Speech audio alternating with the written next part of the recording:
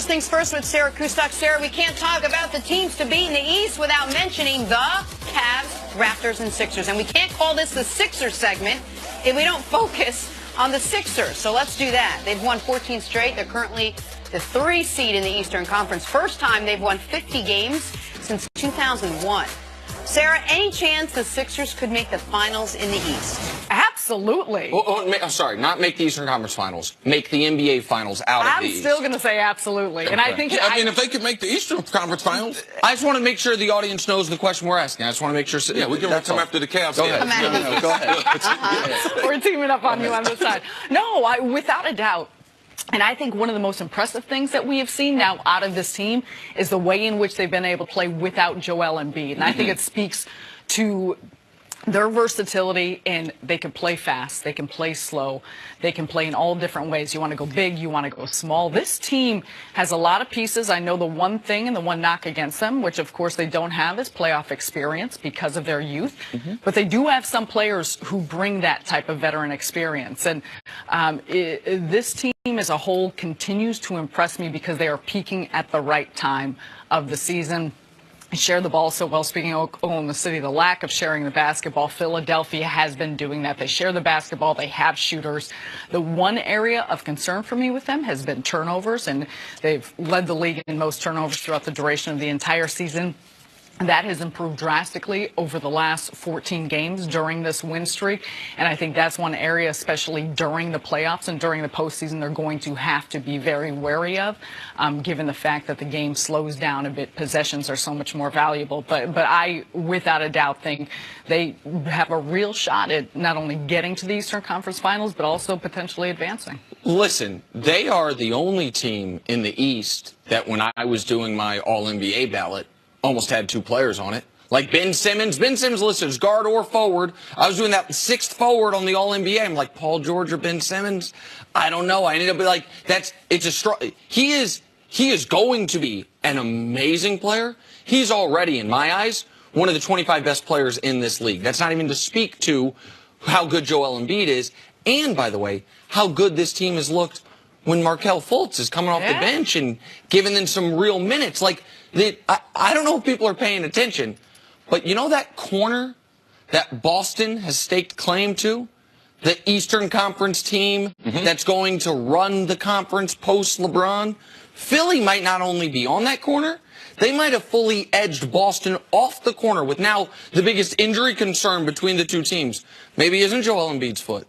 Maybe it's Kyrie Irving's knee. Yeah. Like as far as the future, well, when you have Markelle Fultz, and #1 overall pick, who's given you, aside from the last 2 weeks, nothing all year, you know, that, I mean, so they have all those things coming for them. The only reason that, as someone that has said all year long, the Cavs are a lock for the finals, the only reason that Philly has not made me truly nervous is the precedent of needing some level of playoff experience before you go win 3 rounds. Like, I've never seen a team I've seen teams where guys had playoff experience on different rosters, like the 08 Celtics. KG had his experience in Minnesota, Ray Allen had his experience in Seattle and Milwaukee, Paul Pierce, and then they all came together. The first year they make the finals, they win the championship. But that wasn't an inexperienced team. It was just a newly put together team. Everyone that matters on this team has never played in a playoff game, or the most important players never played in a playoff game. That's the only, because they're a more talented roster than Cleveland.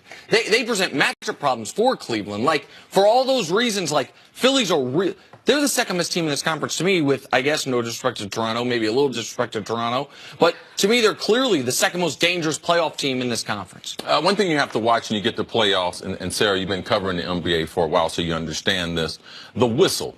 There's the opposition. We talked about beating the team, but also beating the referees. Now, coming down the stretch in the NBA, in the playoffs, you need a guy who can draw the whistle. The referees, if they just let them play out, then Philadelphia, they're going to have a hard time getting to the finals. But you would think with Joel Embiid, it's his first time in the playoffs, but he's in that superstar realm with LeBron, Harden, Russ, KD, and Steph. All these guys at the end of games, they're going to get a call.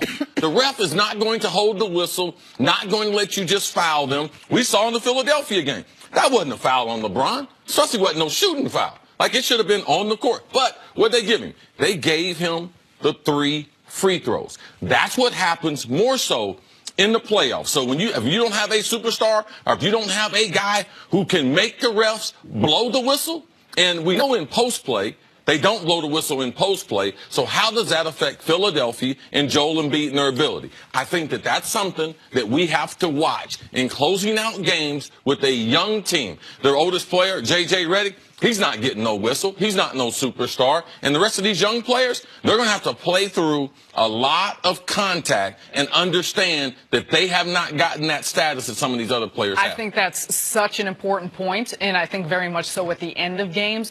But because of that is why I have a lot more belief in Philadelphia, because of how physical they play. And I've called a couple of Philadelphia games in the past month or month and a half, and being up close and watching them, they are one of these grind out tough teams that they can hang on you. They can make you feel them. Do you believe a lot of that comes from their coach? We don't talk about Brett Brown a lot. Brett Brown is spectacular. He is spectacular. And you watch what he's done over the years and the mentality that he's instilled in this team. And you want to talk about culture, that word gets tossed around a lot. He has created a culture which they believe. But you're right. And I just think they're physical, being young guys, but they are developed, they are physical, and that's exactly how they play. And, like, when Cleveland went and beat Toronto these last couple times, one of the words is, Toronto's got nobody to guard LeBron. I've been saying that. And a lot of people reply to me, well, who has someone to guard LeBron? And nobody shuts down LeBron. Nobody shuts down LeBron. But there are players that can slow him down. And the types of players, body types, think about it. The body type is Robert Covington.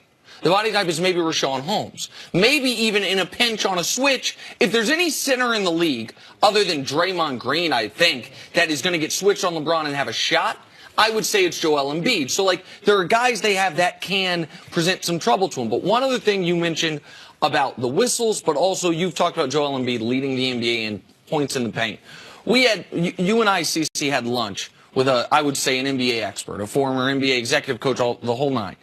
And he made the point about how if you have a star big man, how important it is that he rim runs, that he gets easy buckets, because that is the one time where the refs will let you destroy the defender to get position. When Joel Embiid leads the NBA in points in the paint, the audience shouldn't think that's all on post-ups in the half court. A lot of that is he's getting down there quick. Ben Simmons is kicking it up court, Kevin Love style, and he has a layup at the rim. That will translate to the postseason as well. Philadelphia, you won 50 games after being, and you guys mentioned Brett Brown. Part of Brett Brown's success has been just surviving how awful it was to be that head coach the last few years, and now he's getting to. But you have to give him a lot of credit, because you see the player development. You see these guys developing, and you got to be able to go to the organization to be able to have patience with him, but also what the coaching staff is doing. These young players have really improved. The process, it does work. They believe. They're not scared of anyone. Sarah, thanks so much for hanging out with us. Thanks for having me. Appreciate it. Coming up, can Johnny Manziel get back on an NFL roster? That's next on First Things First. Now you guys can